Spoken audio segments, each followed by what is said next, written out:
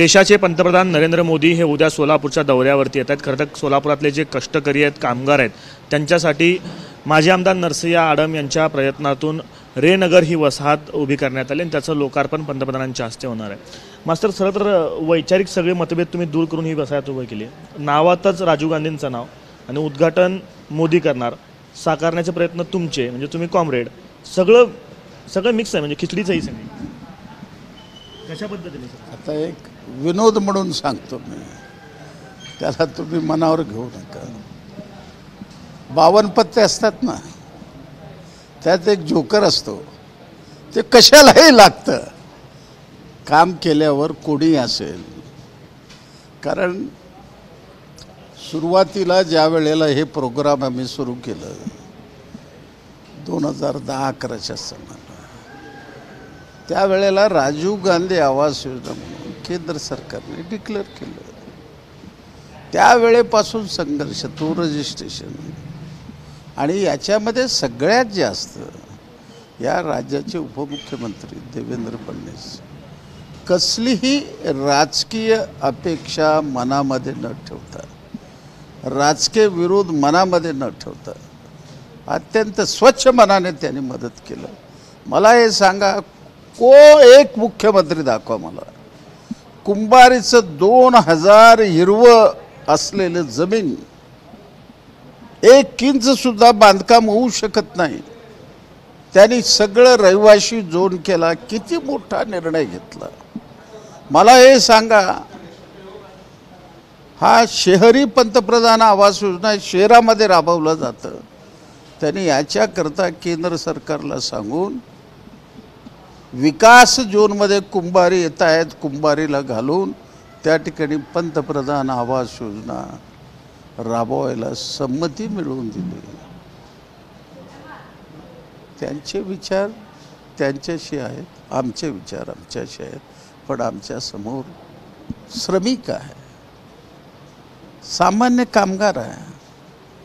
कोरोनामध्ये उद्ध्वस्त झाला माणूस, जिवंत राहू शकले नाही माणसं, कसं ते जगलेत आम्हाला कल्पना नाही।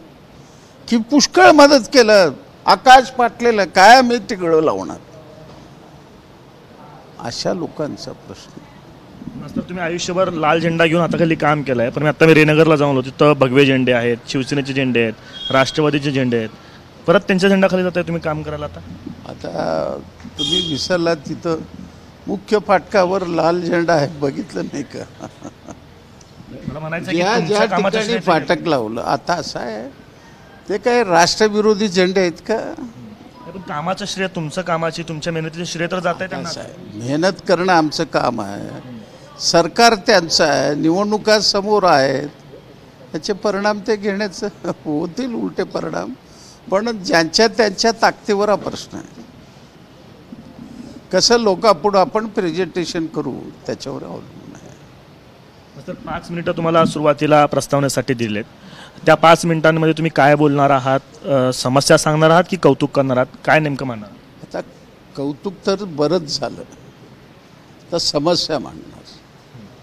सगळ्यात मोठं व्याज आणि सबसिडीचा मोठा प्रश्न आहे। दुसरा सगळ्यात मोठा प्रश्न आहे त्या ठिकाणी विजेचा प्रश्न, तिसरं सोलरचा प्रश्न आहे, चौथा 1% सेसचा प्रश्न आहे, पाचवा पेन्शनचा अत्यंत महत्त्वाचा प्रश्न आहे, 6वा शेतकऱ्यांचा प्रश्न आहे, 7वा गोदूताईमधल्या 50,000 लोकांचं त्या ठिकाणी ड्रेनेज आणि रस्त्याचे प्रश्न, असे गंभीर प्रश्न आहेत। तसं देशाच्या पातळीवर भयंकर प्रश्न आहेत, त्या प्रश्नावर मी लक्ष वेधण्यापेक्षा रेनगर आणि गोदूताईमधल्या कामगाराशी संबंधित असलेल्या प्रश्न मी पंतप्रधानाचं लक्ष वेधण्याचा प्रयत्न करणार। 2019 साली ज्यावेळेस तुम्ही मोदींच्या मंचावर गेला होता, त्यावेळेस तुमच्यावरती पक्षानं कारवाई केली होती, पुन्हा एकदा तुम्ही मंचावरती जात आहेत, आता पक्षाची भूमिका काय असणार? तुमच्यावर परत कारवाई झाली तर याबद्दल मी पक्षाची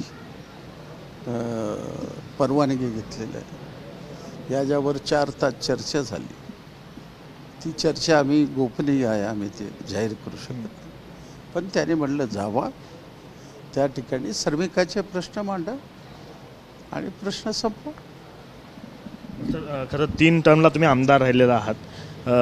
आमदार होईपर्यंत तुमच्या स्वतःकडे घर नव्हतं. त्यावेळेसचे मंत्री आले, त्यांनी घराची अवस्था पाहिली आणि त्यानंतर तुम्हाला घर मिळालं. आणि आता तुम्ही 30-30 हजार 40-40 हजार लोकांना घर करण्यासाठी, त्यांचं स्वप्न पूर्ण करण्यासाठी काम करताय. काही अनुभूती आहे, काय सांगाल, किती आनंद आहे या सगळ्यांमध्ये? तर मला हे सांगा, आमदार खासदार मंत्री होण्यापेक्षा एक साधं उदाहरण देतो. मोलकरी, कपडे धुणारे, भांडे घासणारे, जिचा पगार महिन्याला 2-3 हजार नाही, तिचा नवऱ्याचा पगार 3-4 हजार रुपये नाही, अशी महिला माझ्याकडे आली, रडत बसली. मी म्हणलं का रडू लागले म्हणलं. ती म्हणले मी रडत नाही, मला आनंद अश्रू झालेले आहेत, मला असला बगला मिळाला, माझ्यावर विश्वास नाही, यापेक्षा दुसरं काय पाहिजे हो आपल्याला.